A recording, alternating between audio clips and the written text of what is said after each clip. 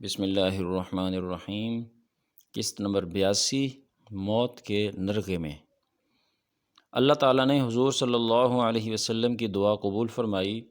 اس جنگ کے بعد جب ابن قمیہ اپنی بکریوں کے گلے میں پہنچا تو انہیں لے کر پہاڑ پر چڑھا۔ وہ بکریوں اور مینڈھوں کو گھیر گھیر کر لے جا رہا تھا کہ اچانک ایک مینڈھے نے اس پر حملہ کر دیا۔ اس نے اسے اس زور سے سینگ مارا کہ وہ پہاڑ سے نیچے لڑھک گیا اور اس کا جسم ٹکڑے ٹکڑے ہو گیا۔ جب نبی اکرم صلی اللہ علیہ وسلم کا چہرہ مبارک زخمی ہوا اور خون بہنے لگا تو آپ صلی اللہ علیہ وسلم خون پونچھتے جاتے تھے اور فرماتے جاتے تھے، وہ قوم کیسے فلاح پائے گی جس نے اپنے نبی کے چہرے کو اس لیے خون سے رنگین کر دیا کہ وہ انہیں ان کے پروردگار کی طرف بلاتا ہے۔ حضور اکرم صلی اللہ علیہ وسلم کے چہرہ مبارک میں خود کی کڑیاں گھس گئی تھیں۔ حضرت ابو عبیدہ بن جراح رضی اللہ عنہ نے اپنے دانتوں سے ان کڑیوں کو کھینچ کھینچ کر نکالا۔ اس کوشش کے دوران ان کا اپنا سامنے کا دانت ٹوٹ گیا۔ بہرحال کڑی نکل گئی۔ پھر انہوں نے دوسری کڑی کو دانتوں سے پکڑ کر کھینچا تو ایک دانت اور ٹوٹ گیا، تاہم کڑی نکل گئی۔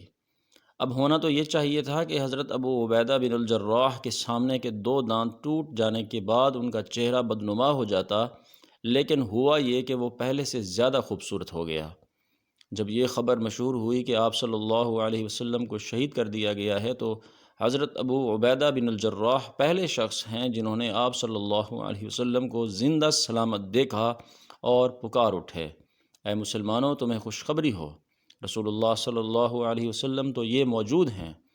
جب مسلمانوں نے حضور صلی اللہ علیہ وسلم کو زندہ سلامت دیکھا تو پروانوں کی طرح آپ صلی اللہ علیہ وسلم کے ارد گرد جمع ہو گئے۔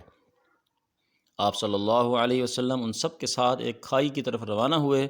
اس وقت آپ صلی اللہ علیہ وسلم کے ساتھ حضرت ابوبکر، حضرت عمر، حضرت علی، حضرت زبیر اور حضرت حارث بن سمع رضی اللہ عنہم تھے۔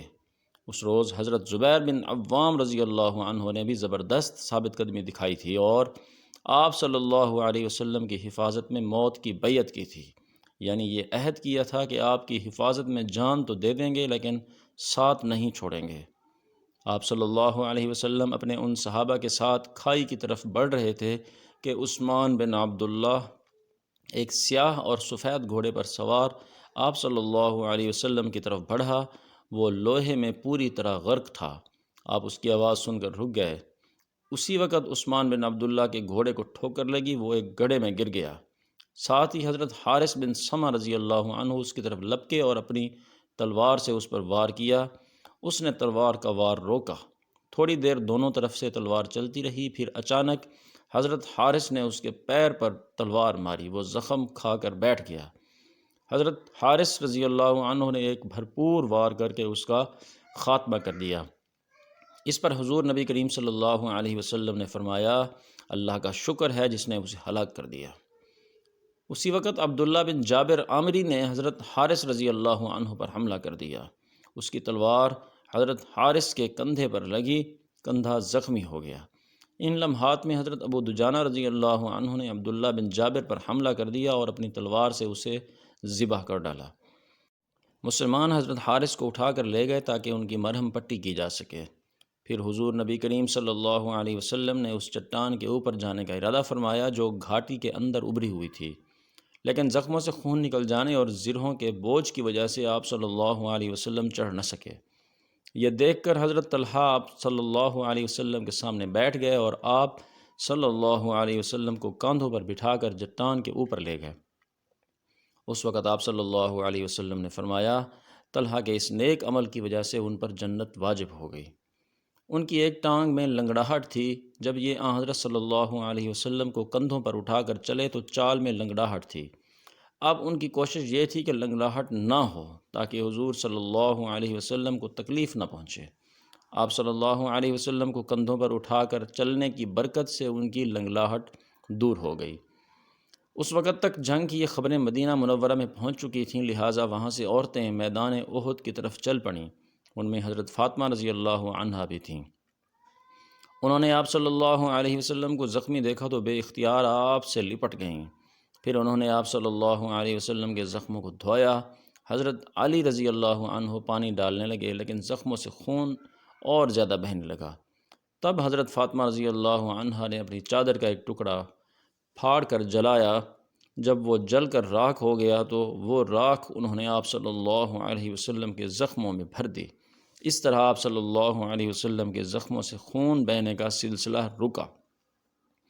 حضور صلی اللہ علیہ وسلم جب اس چٹان پر پہنچے تو دشمن کی ایک جماعت پہاڑ کے اوپر پہنچ گئی۔ اس جماعت میں خالد بن ولید بھی تھے۔